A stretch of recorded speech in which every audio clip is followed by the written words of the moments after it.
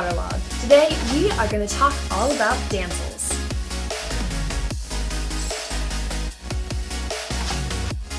Now, when I say damsels, I'm also going to include clownfish. Now, before you say, wait, Hillary, clownfish and damsels are two separate types of fish.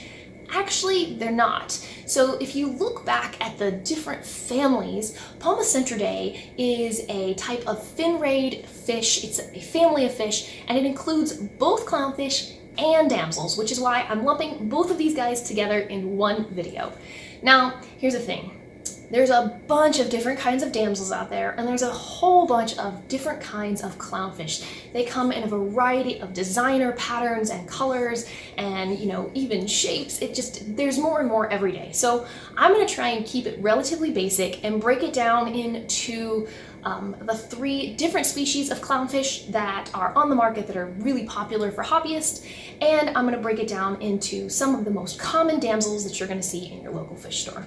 So let's go ahead and get started with those damsels. So first off is going to be our blue damsel. They're pretty common, standard fish, beautiful blue color. You can have them by themselves, you can add them in groups. They add a lot of color and a lot of flow to your tank. One of the next common species of damsels that you'll see in local fish stores is chromis. Now you can find them as green chromis, blue-green chromis. A lot of times those names depend on where they're coming from. If they're going to be from Fiji or somewhere else in the wild, that's where they get their names from. But beautiful, beautiful blue-green fish, just so much color. Next is going to be our yellowtail damsel. That's another one that I see quite frequently. It's got that same beautiful royal blue body with a bright yellow tail. Those are pretty popular among hobbyists.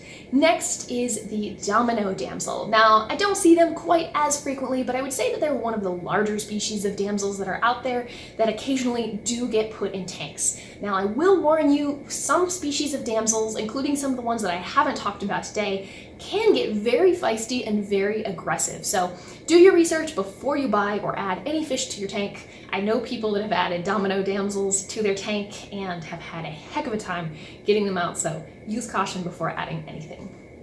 All right, let's go ahead and move on to our clownfish. So there's three different species of clownfish. There's more than three that are out on the market, but the three most prevalent there are going to be the percula, the ocellaris, and the bicinculatus. Like I said, there's some other ones out there, so please don't be upset if I've forgotten your favorite type of clownfish. The percula and the ocellaris look very similar, but there's a couple differences that you can look at to tell them apart. So ocellaris are sometimes called the false percula, but if you look at the percula, they're going to have a little bit more oranger eyes versus the ocellaris that will have slightly redder eyes. Now, another thing you can look at if you are looking at their patterns on their body, the percula are going to have the black lines on them are going to be just a little bit thicker than you would find on the ocellaris. Now, the one really true way to tell them apart, and I don't recommend trying this, I can see, picture it now, staring at a tank at a local fish store, trying to count their dorsal spines. So the percula will have 10 dorsal spines versus the ocellaris that will have 11. All right, now that I've kind of given you a rundown between, the differences between the two, so again, these guys are very popular. They've been bred. They can breed together and create all sorts of designer varieties. And I'm not going to try naming them all today, but you could just see some of the photos if you go online and Google. There's tons of variety out there. Now, the next one that I mentioned is the bicinculatus. They're going to be a little bit bigger than the percula and the ocellaris, and in my experience, I feel like they tend to be a little bit more aggressive than the other two. Those are going to be your lightnings, your maroons. They're really, really pretty fish, but a little bit larger and more aggressive. All right.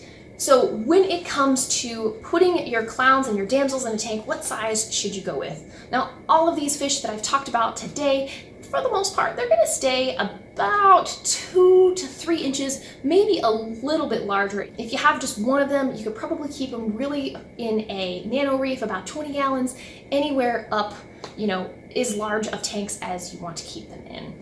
All right. That sums up everything for the different size tanks they need and all of the different groups. Let's go talk about their diet. Damsels and clownfish, as you might have guessed, are omnivores, which means they're going to eat a variety of veggies and meaty foods. So I am, as usual, going to break things down into a couple of different food categories that you can buy that are commercially available. But before I get into it, I'm curious, leave a comment below and let me know what your damsels and clownfish's favorite foods are going to be. Now, I've mentioned this in some of the other videos before. Clownfish and damsels both have relatively small mouths, so that's definitely something to keep in mind when you are selecting food for them. Let's go ahead and get into some of those dry foods. Now, first off is going to be the flake foods. As you might have observed, some of your clownfish and damsels hang out towards the top and middle of the water column. And if you look at where their mouth is located, some of those clownfish even have upwards directed mouths, which means they're able to eat stuff on the surface without any problem. That means that those flakes are going to be a good option for those clownfish and even those damsels. Next up, you have all of your pellet foods. Now, this really is just up to your preference and whatever other fish that you might have in the tank, but I encourage you to look for things that have a small size. So first off is the Reef Nutrition TDO pellets. These are relatively small. They come in a couple of different sizes, so these are a good one for your clownfish. And if you are feeding corals, you can use this for some of those larger corals as well. Next is going to be the New Life Spectrum Thera A foods. It's just a good, well-balanced, well-rounded food. Just make sure you get one with the right pellet size. I recommend about half the size of your fish's mouth. Now, the last pellet I'm going to talk about today is the Nios Goji Berry pellet.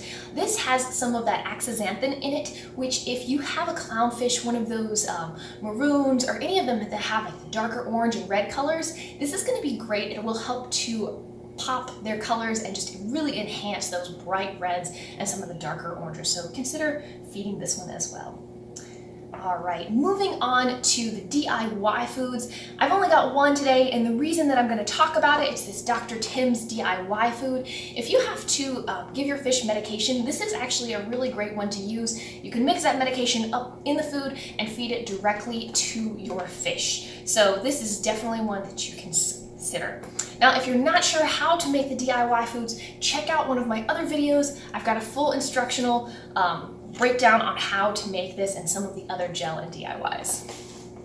Okay, let's move on to frozen foods. Now again, I'm going to give you a warning. Make sure that you keep in mind the size of your fish's mouth, right? A lot of the prepared frozen meaty foods that are on the market are kind of geared towards those larger predators. So if you've got one of those predator frozen blends, make sure that you've got some pieces in there small enough for the clowns. Now, if you're just feeding clowns, you can use something like the Reef Multi-Pack. It's got a bunch of those blister packs in there. You can pop one out. They have a lot of small pieces in there that make great for clownfish and those damsels. Another one is brine shrimp. Again, real small pieces of meaty foods, easy for them to eat. Another blister pack that you can use is the Prime Reef. Again, if you've only got a few fish, this is great for nano tanks. You can just bust out one of the little blisters and you're good to go. You don't have to thaw out a whole bunch of food. Now, lastly is the PE mysis. Now, this is a little bit higher in protein and higher in fat, and it's going to be great if you are trying to get clownfish to breed.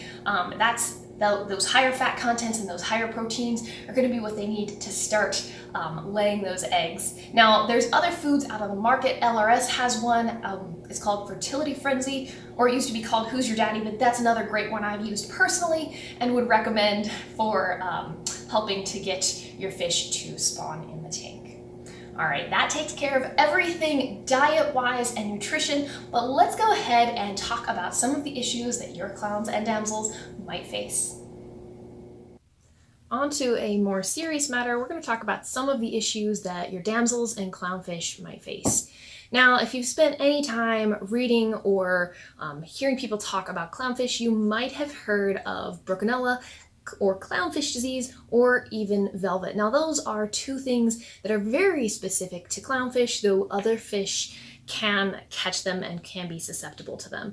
And so velvet is going to present itself almost like ick does, but you're probably going to see a lot more of those little white pinprick spots all over the fish. And if your fish have Brucella, you might notice them being very lethargic or covered in a lot of mucus or kind of like a white slime sort of thing. And if you see any of those symptoms, hopefully you're able to notice them far in advance and you can treat. Now, a lot of times the treatments for these are very, very similar. I've heard people use copper, although I tend to personally stay away from copper just because it tends to be a lot more work for you and that you have to take the fish out of the tank. I like to use freshwater dips. I think that will help a lot, and it's something that I use on a regular basis. If you get your fish out, you can treat with something like Quick Cure. If you've seen these videos before, you know that I'm a big fan of this stuff. And also Safety Stop.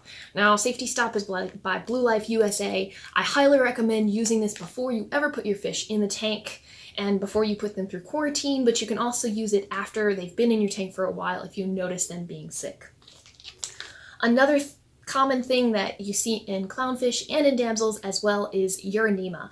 Now, I've talked about that before. I've actually had a clownfish to get urinema and was able to survive it because I caught it fast enough, and I used a combination of Quick Cure and this Safety Stop in addition to low salinity, so that will really be helpful. Now, something else is flukes. A lot of times when the damsels come in, you can't necessarily see those flukes, but if you put them in a freshwater bath or freshwater dip, or even in the Safety Stop, you will probably be able to see some of those flukes coming off of their body and floating around in the water column. So if you are able to catch that before they go into the tank, all the better. Now, there are a few things that you can do preventative-wise before your fish ever get sick. So first off, when you add your fish, consider using First Defense by Dr. Tim's. It's really a great product, stress relief and immune boosting, but something that you can do on a day-to-day basis when you are feeding your fish is vitamins, right? So Brightwell Aquatics is probably one of my favorite line of vitamins. So Vitamarin M, it's a multivitamin. You can put it on their food.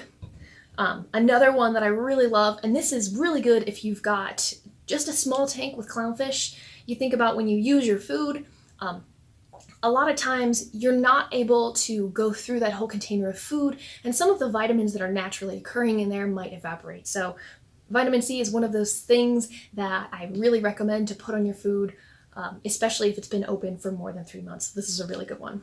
Another thing that you can use is Amino Omega. I use this on a fairly regular basis for most of my fish, and it is really good just adding those extra aminos to them. And this is really good too if your fish are recovering, if they've been sick, if you are trying to get them back on that path to better health, consider adding some vitamins to their diet. Now, something else that you can do to ensure that your fish are living healthy lives is adding a little bit of enrichment. So enrichment is basically just any type of small change that you can do to make in their environment. If you think about fish out in the wild, on wild reefs, they're swimming around, seeing new stuff all of the time. So that is where enrichment comes in.